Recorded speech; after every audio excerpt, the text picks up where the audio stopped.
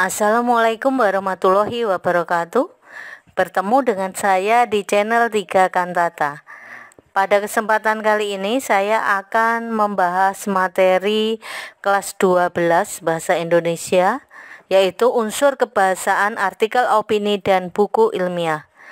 Buat kalian yang sekarang duduk di kelas 12, semoga video pembelajaran tentang artikel, opini, dan buku ilmiah ini bisa bermanfaat. Kemudian tidak lupa silahkan subscribe sekiranya Anda merasa video ini bermanfaat agar kalian mendapatkan video pembelajaran terbaru dari saya.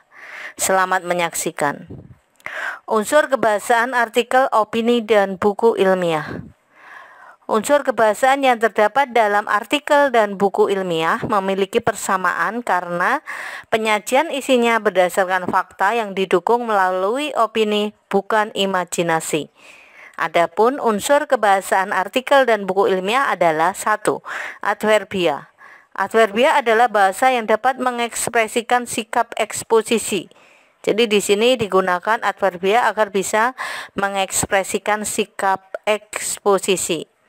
Agar dapat meyakinkan pembaca, diperlukan ekspresi kepastian yang bisa dipertegas dengan kata keterangan atau adverbia frekuentatif seperti selalu, biasanya, sebagian besar, sering, kadang-kadang, dan jarang. Jadi kata-kata ini dapat digunakan untuk mengekspresikan sikap eksposisi agar pembaca yakin akan apa yang ditulis atau opini apa yang diberikan. Selanjutnya nomor 2, konjungsi. Konjungsi adalah kata atau ungkapan yang menghubungkan dua satuan bahasa yang sederajat, yaitu kata dengan kata, frasa dengan frasa, glosa dengan glosa, serta kalimat dengan kalimat. Jadi di sini konjungsi itu bertujuan untuk menghubungkan. Kalau di sini kata dengan kata itu menghubungkan di dalam satu kalimat, sering disebut dengan konjungsi intrakalimat. Ada juga frasa dengan frasa, itu juga intrakalimat. Glosa dengan glosa, itu juga intrakalimat. Sedangkan kalimat dengan kalimat sering disebut dengan antar kalimat atau konjungsi antar kalimat yang biasanya terletak di awal kalimat kedua dengan diikuti tanda koma setelah konjungsi. Misalnya oleh karena itu, dengan demikian, oleh sebab itu, selain itu, dan seterusnya. Itu termasuk dalam konjungsi antar kalimat. Kita lihat di sini, konjungsi yang banyak dijumpai pada artikel adalah jadi di sini contoh-contoh konjungsi yang biasa ada dalam artikel, tetapi di sini bukan suatu harga mati atau suatu yang mutlak. Jadi ada beberapa konjungsi yang juga digunakan. Hanya saja yang saya jelaskan di sini adalah konjungsi yang sering digunakan dalam artikel. Ya, yang pertama ada konjungsi yang digunakan untuk menata argumentasi. Ya, jadi untuk menata argumentasi ada konjungsi yang sering digunakan. Contohnya apa? Di sini ada kata pertama, kedua, berikutnya. Jadi itu suatu urutan atau suatu tambahan informasi.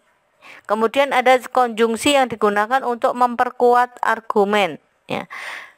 Ada selain itu, sebagai contoh, misalnya padahal, justru, dan seterusnya. Jadi ini gunanya untuk memperkuat argumen yang sudah dituliskan atau diungkapkan.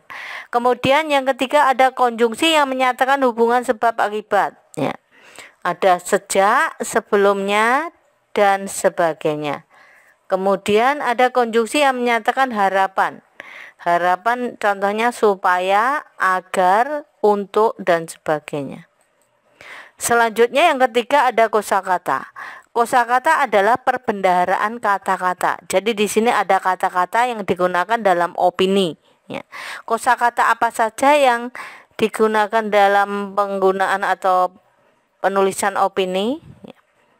Supaya teks tersebut mampu meyakinkan pembaca, diperlukan kosakata yang luas dan menarik.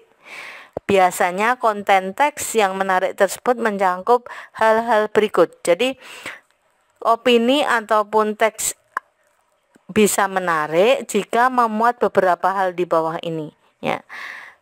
apa saja yang termasuk hal menarik dalam membuat atau mendukung teks ataupun opini? Ya, yang pertama ada aktual. Aktual artinya sedang menjadi pembicaraan orang banyak atau baru saja terjadi. Jadi dengan kata lain lagi hangat-hangatnya dibicarakan. Jadi suatu kejadian yang masih hangat. Kemudian yang B, fenomenal, yaitu luar biasa, hebat, dan dapat dirasakan panca indera. Jadi sesuatu yang luar biasa, fenomenal, menjadi terkenal seperti itu ya. Kemudian yang ketiga ada imajinasi, daya pikir untuk membayangkan dalam angan-angan. Jadi di sini merupakan suatu imajinasi. Ada juga modalitas, cara pembicara menyatakan sikap terhadap suatu imajinasi dalam komunikasi antar pribadi, yaitu dengan kata-kata misalnya barangkali, harus, akan, mungkin, seharusnya, bisa, perlu, dan sebagainya. Jadi di sini termasuk dalam kata-kata modal atau modalitas. Kemudian yang kelima ada nukilan. Nukilan merupakan kutipan atau tulisan yang dicantumkan pada suatu benda. Kemudian yang keenam ada teks opini. Teks yang merupakan wadah untuk mengemukakan pendapat atau pikiran. Dan selanjutnya yang ketujuh ada keterangan aposisi. Keterangan yang memberi penjelasan kata benda. Jika ditulis, keterangan ini diapit tanda koma atau tanda pisah ataupun tanda kurung.